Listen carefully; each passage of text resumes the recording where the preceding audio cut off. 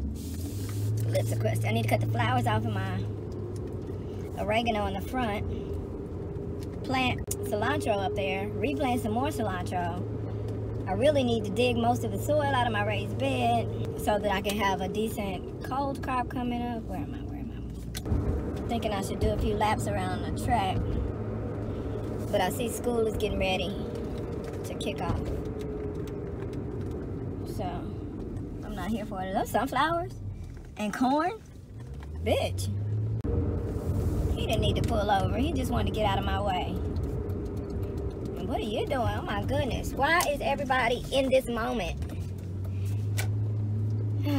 You ever seen a moment where it's like everybody on the road is a nut job except you? I mean, not patting yourself on the back, like really, everybody else is driving like, and I'm not even on the main freeway, just people. Oh my God. Everybody and their mama and their uncle and their cousin is at the post office. Oh shit, Brenda is there in her naked under her sundress as well. Do what you gotta do, B. Maybe it's meant for me to come, cause this spot just opened up directly in front and they gave it up. They must have been frustrated with old girl. Shit! The tractor that pulled over for me in the residential area is now on this main road. Right there. He just pulled into that lot again. It's interesting, every time I pull up behind him, he pulls into a lot. If I didn't know any better, I'd say something was up with that. What's up, young brother? Young brother with his little short locks. Be careful out here with Becky. Ah. Woo.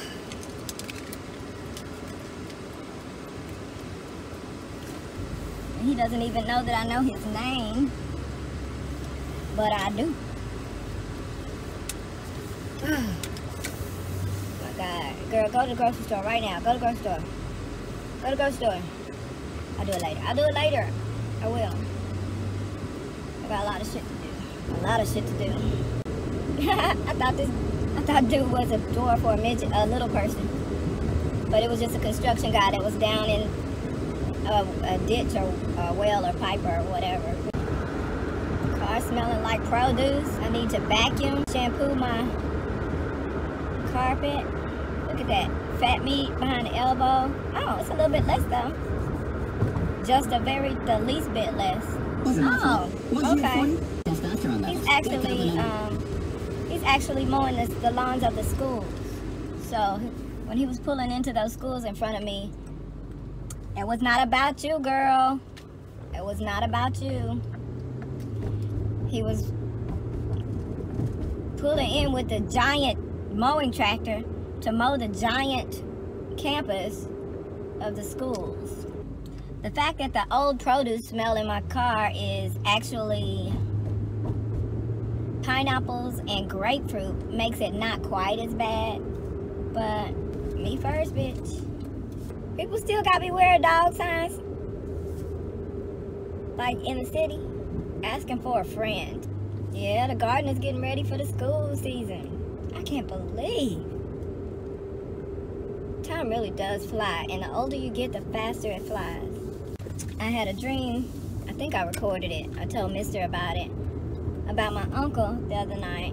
It's always terrifying when you have dreams about the elderly people that you love, that you never have dreams about. You love them so much. It's funny how the wiser you are usually comes with age, if you ever get there, because most people don't anymore. But for those who get who mature, you at some point, and sometimes it's younger than, in an indigo's case, you're gonna get there younger than most people. But even as an indigo, I'm still even more every day realizing the value of time and love. Although I always knew the value of both, that time, you don't really realize the value of time. But pending the possibility that you are blessed with the longevity to see your middle-aged years, You recognize it, whether you want to or not. Because think about it. And when you're young, well, not y'all, because kids today, y'all lose people left and right too. People dying, getting killed, murdered, you know, sick, whatever. But when we were young, your concept of time doesn't really settle in. Even though, like, say, things like school tests could help train you. Let's say you waited till the last minute to take a test, an important test. Maybe a test that determines if you graduate or not. Let's not say that, because that means you've been fucking up all year. Now you got to depend on a test to dig your ass out of the shit that you dove head first into. But let's say it is a test that, well, it's a test nonetheless, an important test. And you procrastinated for whatever reason. Let's say you on a basketball team and you guys had a tournament that you really focused on. So your study sacrificed and you had to, this was a situation where you felt like you had to cram. You had a little time while JV was playing. You had a little time to study and work on your test during their game, but you didn't do it because you were chatting with your teammates about y'all's game that was coming up when you should have been studying. I mean, you're going to be out there on the court with them. You didn't need to I mean, it's cute to be able to do that as a teenager, but priorities, right? We young people, okay, priorities. So you didn't do it. So then you end up having to cram for the test. Well, in that case, a young person realized the value of time. I should have managed my time more wisely. I knew I should have taken that couple of few hours to study for this test. I would have been fine, but you didn't. That's a shame. Gardening has made me into a killer. I wonder if it's that easy for racists. Like, if you see one black person that fulfills all the stereotypes about us that's been pounded into your head, if you see one black person carrying out the stereotypes, I don't mean criminal activity, because they stereotype us that way too, as criminals. But if you just see somebody, I don't know, talking in what you feel like is slang and shit that you look up in the Urban Dictionary because you think it explains to you how we communicate with one another. But like, say you heard Ebonics, that's what y'all used to call it. Like, if you see one of us speaking Ebonics or something, like, does that make you easier to just want to pick up the phone and call the police and hope they murder us for you? Like, if you see us doing the In My Feelings challenge, which I ain't interested in whatsoever, but I know a lot of people did it, right? Or were doing it. Of course, Becky appropriated it as well because, you know, we can't have anything, right? And there's usually a perfect example of that on most videos where I have a comment or a conversation, sometimes with a very evolved adult. But they have to come and chime in because privilege is a hell of a drug, and supremacy is like the meth of that drug. Like, when you see us being great at something, but in our way, it's almost like you got a choice. Either you got to culturally appropriate it. Either, oh, that's cool, I want to do that, I'm going to do it. So you either going to and then we're going to claim that we originate. Like, ours is going to go viral. White people's colonizers know that theirs will go viral. But, you know, ours will get tossed to the side as just some shit that niggas do. For example, let me use something disgusting. Yeah, I said disgusting for any of you, so for any of my sisters that want to come for me, I said disgusting on this. So let's take something disgusting like twerking. It's not to say I haven't twerked for my husband and won't do it again, you understand me? But let's say twerking, for public twerking. When black girls did public twerking, they were hoes and whatnot. And for the most part, they are. Okay? Not all of them. Not all. If I can appropriate your not all right now. Let me say not all people who twerk are hoes, but okay, it was a bunch of hoes twerking when it got really, really hot, popular, and we all know it. You went on YouTube, because everybody that got banned or flagged or whatever, everybody's subsequent remarks were, oh, but it's okay for little girls to be twerking naked and for pedophiles to come and collect that footage. That's fine, but I can't call out racism. So I know we acting like, you know, YouTube doing this new thing about banning whatever, like WeTube and whatever, Black Lives Matter or whatever, you know, as hate messaging or whatever. But basically the silencing of black voices is what it is. So, but anyway, when twerking was hot and popular, it was just something that black girls did.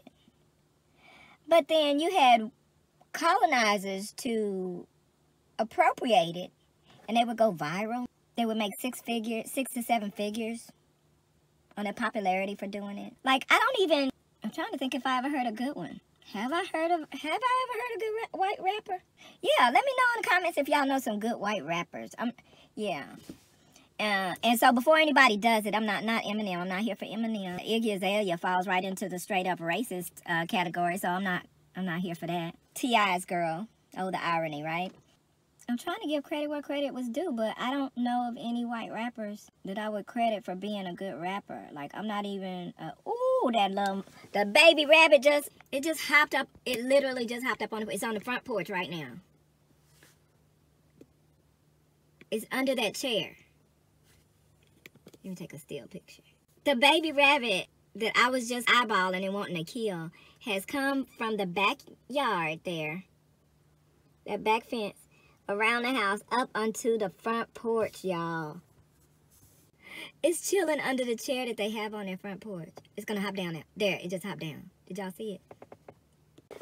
But as I was saying, yeah, that's just so much appropriation that I'm not willing to. It's like the Cash Me Outside girl. Like, how did she blow up from being a disrespectful, who was raised by a trash maternal procreator? Of course this female's her maternal procreator, but of course she's going to give birth to trash humans that come out like that little girl. But when you get disrespectful black daughters or black adult age females who have procreated rather than mothered children, as her Becky procreator has, then all of a sudden you got it's a ghetto woman with a ghetto daughter who's just a hoe and just trash, hood. She's not finna become famous and blow up and book tours and shit. That's why there was never a weed sitcom or television series that I was willing to watch and enjoy, because they're all, like, remember Weeds? Is that motherfucker coming over here? Like, why does it look like he's coming over here? Look at that. My garage going down. I done fucked around and broke into I broke into a sweat. Social distress and anxiety is real. It's real. Look. This is not a hot flash. That was me seeing, look at this. I need a shower. That was me seeing a neighbor walk toward the house as I am in the garage. That's what all this is. I'm not nervous, because I'm not afraid of any man. I'm not afraid of any man. A woman, Norman, I'm not afraid of any human being. No, that's a lie. I'm afraid of some shit. You get older, you admit you're afraid of some shit. It's some crazy motherfuckers that I'm just not gonna fuck with, because I want to live, and I have chosen good, loving people in my life, and I want to be around to continue to spend time and make memories with them. So I don't know if that's afraid, but I just choose not to, depending on the circumstances, because there's some shit I would die for, in the name of principle. I hate to have to, though. So I'm not afraid. I'm definitely alert.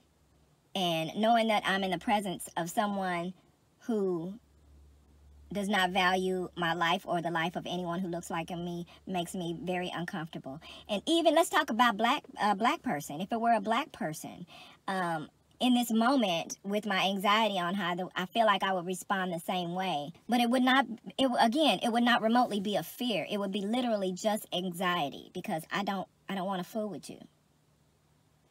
If I don't know that you're a good person, I don't want to fool with you. And most people are not good people. I know how y'all, Mr. included, I know y'all want to be optimistic, and I think that's beautiful. And that's why a lot of times I step back and let you do just that.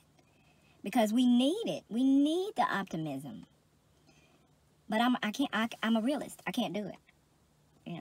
I can't do it. And that's why I don't get stabbed in the back like most of y'all. Most of my compassionate empath loved ones. That's why I don't get stabbed in the back. That's why I don't get disappointed in people. You can only be disappointed in someone that you expected more of. And in general, I don't expect that much out of human beings. Except maybe for them to leave me the fuck alone and stay out of my life. Unless they are genuinely good people. I'm not talking about people that don't make mistakes. Because people do indeed make mistakes. But I don't use the concept of everyone making mistakes, myself included, to be okay that mistakes are made. And I also don't subscribe to the concept of mistakes not being unable to be measured. That's some organized religious bullshit, Christianity specifically, that wants you to feel like there's no one sin greater than another. And that's bullshit to protect grimy mother people who are the sheep herders. That's to protect the sheep herders. So you can say, well, everybody's human, everybody make mistakes, and no one sin is greater than another. That's fuck shit. Because I'm going to do something different to you for stealing my pen off of my table than I'm going to do to you for molesting my child. You understand me? You understand what I'm saying? So, you know, when your preachers molest you, or have you beat down by security if you go to a mega church, Potter House Shade, or if you get a letter threatening your membership status because you're not tithing big enough according to your income, or if you haven't been donating enough money towards the preacher's $60 million private jet that he needs, or if you're not making your grandson's asshole accessible to him at his convenience, then, yeah, I don't know what to tell y'all. I don't know what to tell y'all. Some sins are greater than others. Adultery is a bigger sin than fucking around on your girlfriend. But that's a whole invalid argument because marriage is pretty much worthless. Marriage is like the terms and agreement conditions you sign up for when you download one of these apps that you've agreed to give access to all your personal information. Like, you don't even consider, you don't even read it. Because you know that you're not going to be able to read all of it and understand all of it. Or that the sneakiest parts are going to get right by you. Let me go in here and cool off and shower. Or maybe I won't shower. Maybe I'll clean up, do my hair, figure out what to make for dinner. I want to make something healthy. Make some vegetable juice, drink it, and have some for when Mr. gets home. Vacuum, clean bathrooms. There's so much to do physically. And then separately, there's so much to do virtually. And then there's so much to do creatively. God forbid there's room for that. But there has to be. Not that it has to be done professionally, but it has to be done for my spirit. You got to make room for what your spirit cries, for that which your spirit cries. And as a creative, you have to create. You have to make room to create. But it's such a dilemma when you sacrifice priorities. Because you keep making your house a home is an adult priority. So, let me get to adulting right now. Right now.